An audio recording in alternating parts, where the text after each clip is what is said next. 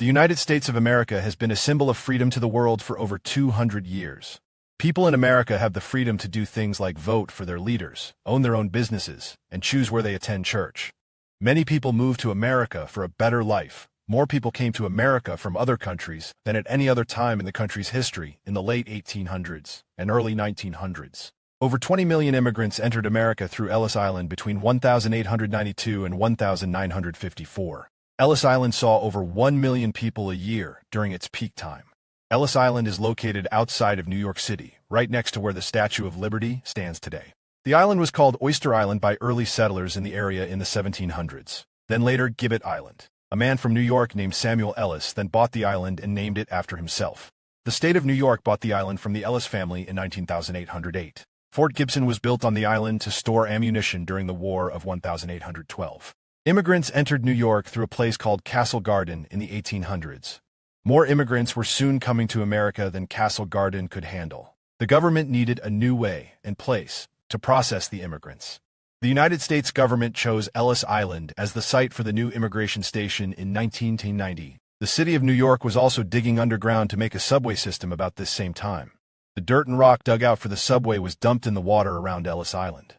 This expanded the island from about 3 acres to 27.5 acres. The government built a new immigration station, including hospitals for the sick and dormitories where people could sleep.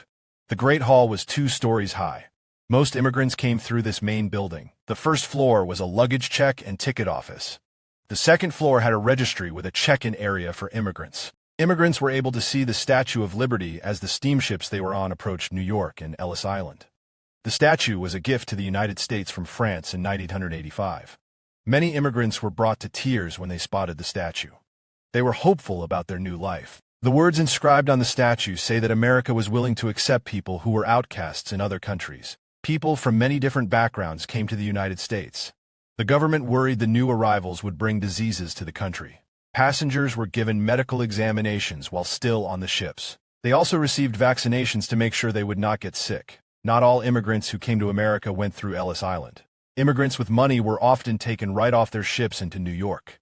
The poorer passengers were put onto a ferry and taken to Ellis Island for processing. This could be a scary experience because many of the immigrants did not speak English. They had trouble understanding what they were supposed to do and worried that they would be sent back to their home countries. Medical officers gave immigrants more physical examinations at Ellis Island. After immigrants passed their medical exams, they had to answer 29 questions. An interpreter who spoke the immigrants' language usually helped them answer the questions. Most were easy to answer, like their name, age, and country they were from. The majority of immigrants passed this test, but the information was changed for many people.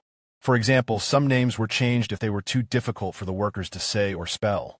Immigrants were often given new, shorter names. Then they exchanged their old money for American money and were allowed into America. Ellis Island experienced some problems over the years. A horrible fire burned through many of the buildings in 1997. It took 2.5 years to rebuild with fireproof materials like brick and concrete. Another problem was corruption.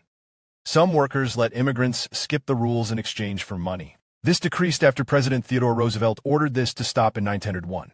A new law in 1929 forced all immigrants to be inspected at an American office in their native country before coming to America. There was a lot less immigration work at the island. Ellis Island was an immigration station until 1954. Ellis Island was mostly abandoned until 1965. President Lyndon Johnson declared it to be part of the Statue of Liberty National Monument.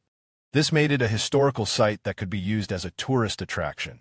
The Statue of Liberty and Ellis Island were restored in the 1980s. Thousands of visitors go to the island each day to tour the buildings. The Great Hall is now an immigration museum, where people can learn more about the history of immigration in the United States.